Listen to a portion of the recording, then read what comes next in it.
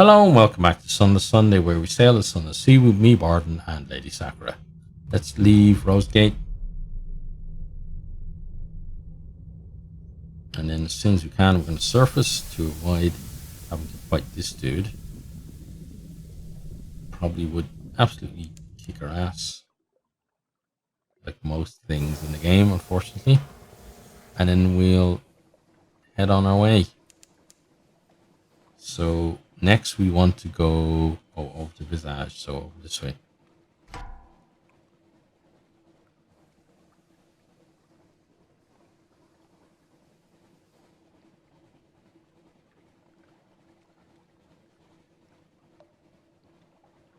Oh, hi there. You're going to shoot us, aren't you? We're going to get in here first, though. Good. Okay, let's create our port. You can at least interview those who are leaving. That will have to do. The departing merchant gives you a confused account of crocodiles and honeycakes and something about ear blockage. To this you add your own impressions about the street layout close to the port and types of commerce here. When the lights are especially bright, it's possible to make out the details of the profile of that great stone face. Okay, then shops, nothing. Shipyard, nothing. We can't do anything else because we didn't leave enough time between ports. Now we're gonna absolutely destroy the crap out of you.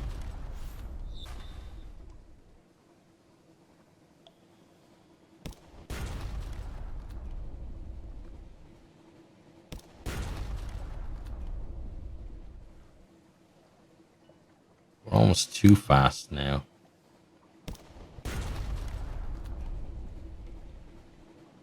Slow down a bit. It's good. Let me speed up.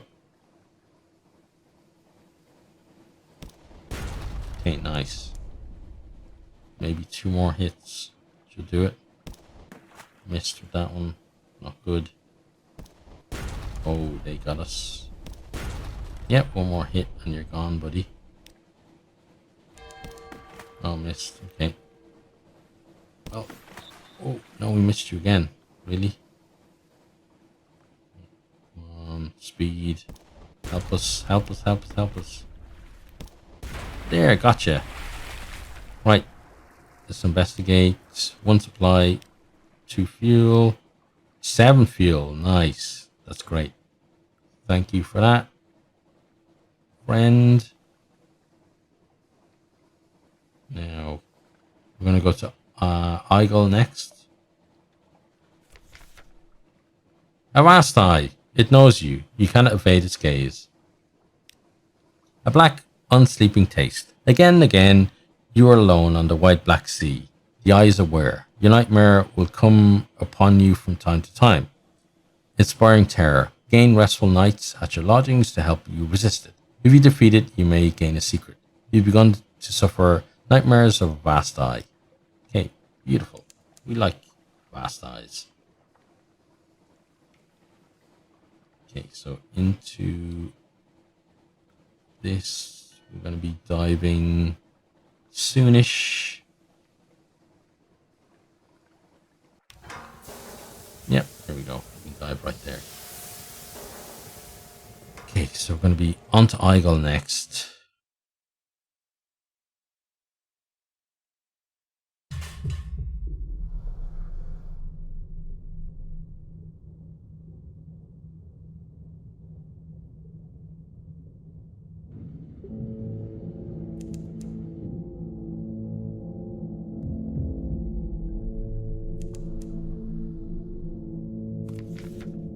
Okay.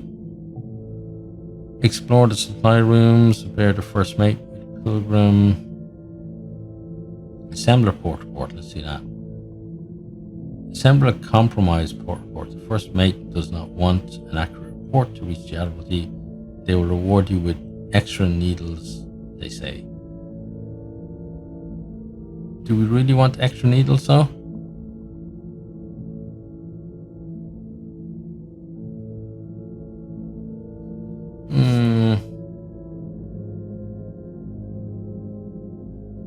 Yeah, let's do this. A grave and holy place. You invested the tale of life in the Fortis kettle. Daily feasts held at midnight in Jerusalem. According to the purse's pocket watch, switches of holy thorn hung above the doorways, garnets of grey linen and black stitching. You do not mention the sickness, or the constant need for solitude, or the hatches of the Fortis kettle. They are kept locked, or the occasional groans from below. You say nothing of the wounded captain. Okay.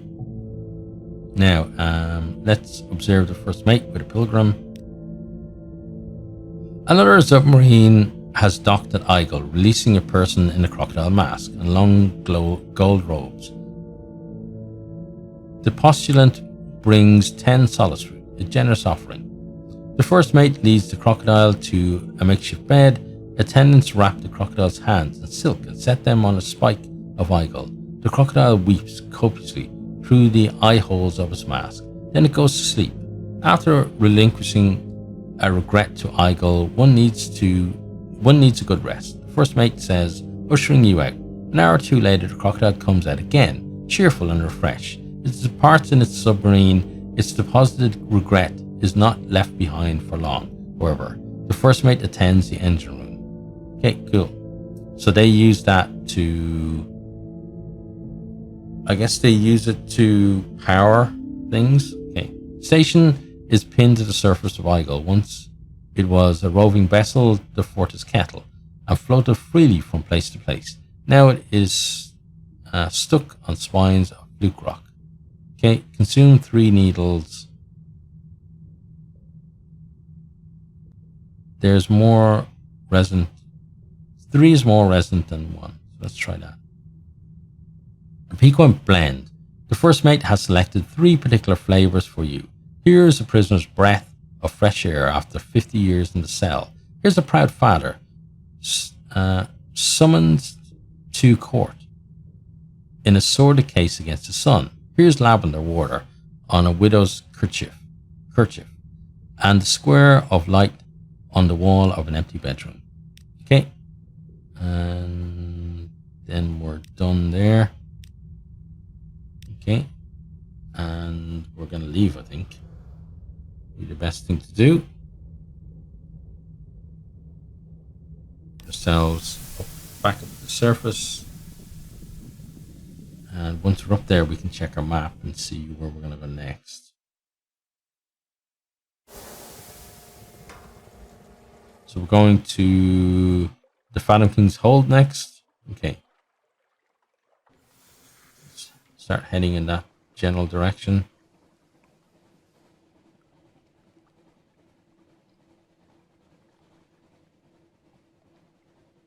So we're going to have to come down south again with our romantic literature for our spy. Because we're obviously now we're heading way out of the way to do that.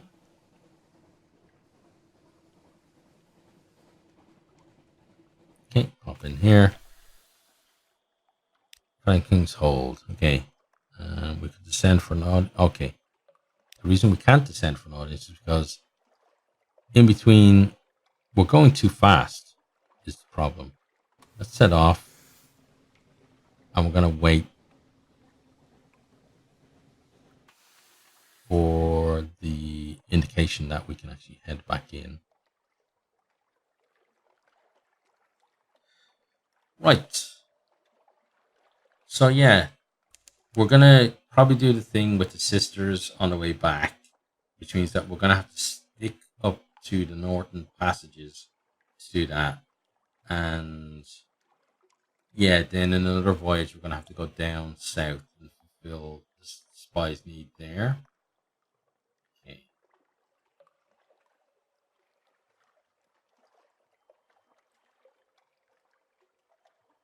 And what else? What other kind of things do we need to do? Well, we need to... Where's the... Is that... Where are you going? Oh, we're actually going where you're supposed to be going. Okay, good. Now we can actually hop in here, which is good because Something Awaits is a really good driver of stories in the game. Okay, so we do that now. We trade for drowning pearls. I don't really want to do that. Trade for a white molliflower. Lock with under the unsea one fish in water and a flower in air. The Drownies recommend only one if you're going to their cousins at Dahut. Okay. Unlock with one Scintillack, you have one. Could do that. Okay, so let's first of all compile our port report. The porter watches you write. She says nothing. Others who come and go. Those granted audience return dazed, awestruck.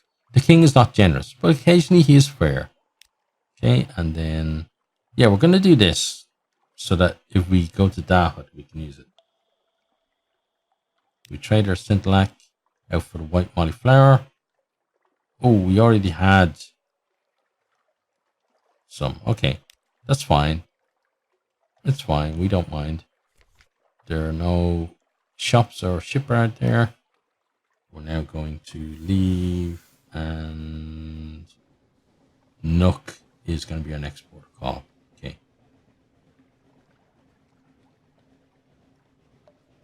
Let's head that way.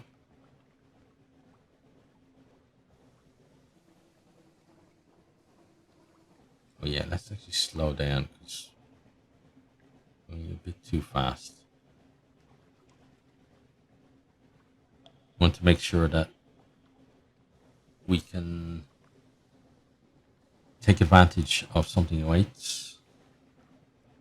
Pretty soon we're going to be able to dive. There we go.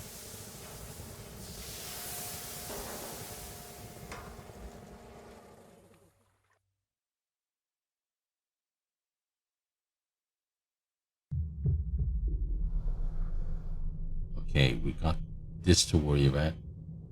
So we should really kind of go in this direction. Then let it bring us back. Yeah.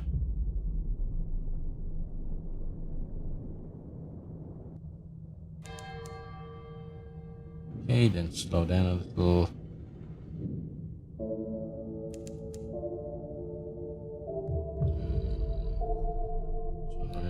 There we go. Oh, we actually hit it, did we? Again. Right, the edge of Nook.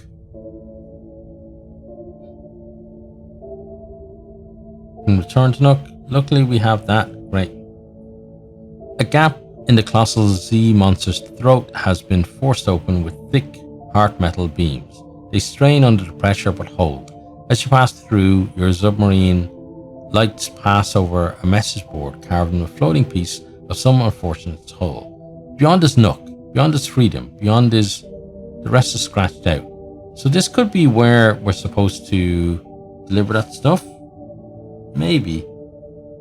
Return to Nook. You have the measure of the place now, and you have learned that the liberal ingestion of wine before a visit increases your tolerance for Nook water. Okay, let's do that. Undressing for adventure. Again, you remove your clothes and put them safely in the watertight diving suit compartment. As the water rushes in, you are ready, taking gulps to speed the transition. It feels less like drowning now, and more like baptism. You swim into Nook with skin and mind tingling. Be born in the airlock's cold steel.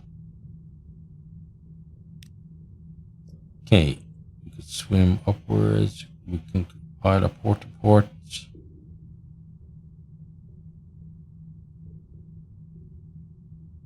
Okay.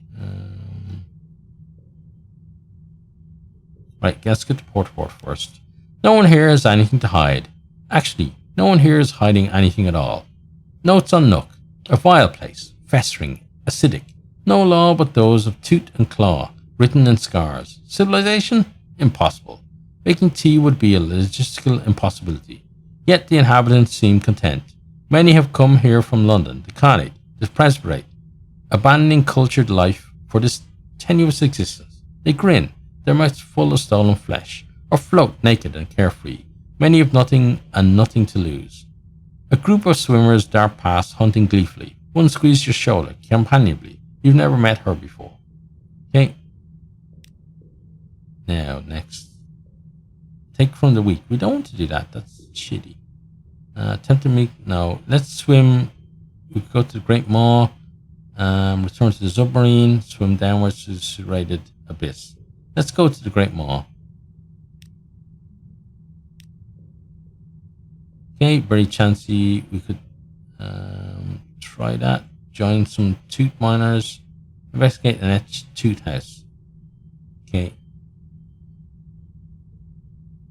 A twitching cathedral of ivory flesh and decay. The maw curves far enough to be swallowed by the darkness of the sea. Entire shipwrecks have been mulched between teeth that dwarf London's mightiest monuments. Gaze up through the maw.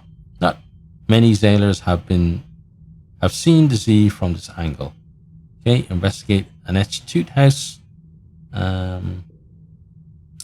flinty latitudinarian keeps its upper cavity filled with compressed air, allowing a number of activities otherwise impossible in watery nook. A very chancy challenge for that. Let's do this. The external surface of the tooth is covered with engravings, rows of battling soldiers, some with heads of dogs, a mountain ablaze, ships riding on a river, and each ship has a human mouth. You swim inside and up to chambers of eggy air.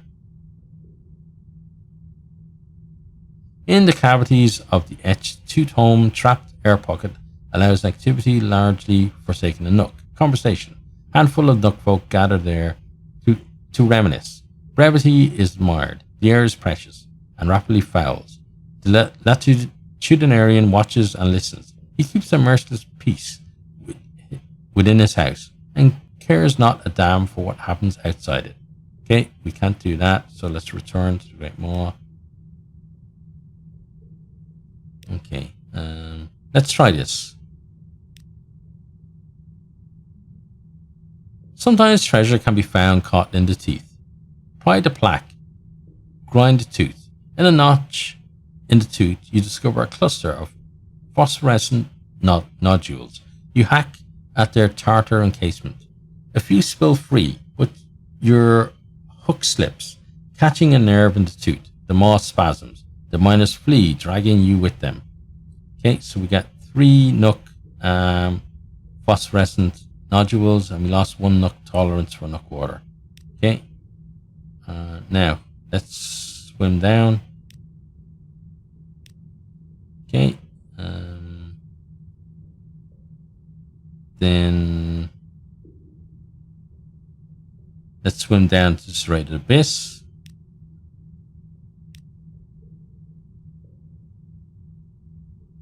Down here, the water is cloudy, its greens streaked by dissipating patches of coppery red.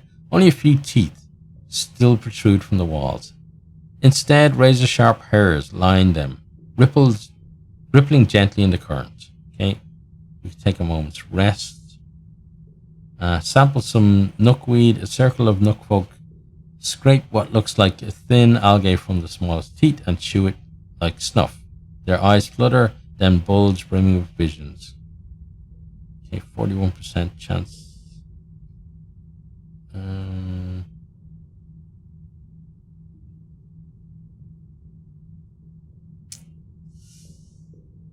Yeah, let's try this.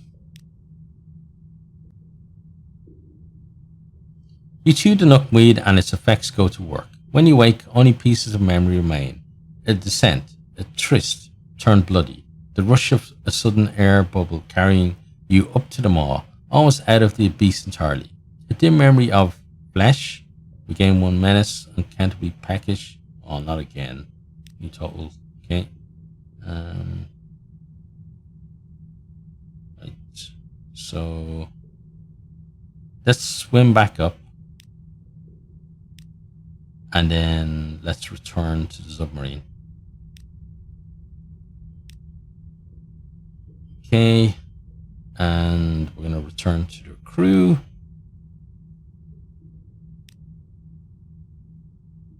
Right. And that's where we're going to finish that one. So we continue sailing on next time. So I hope you've enjoyed and I hope to see you next time. Goodbye.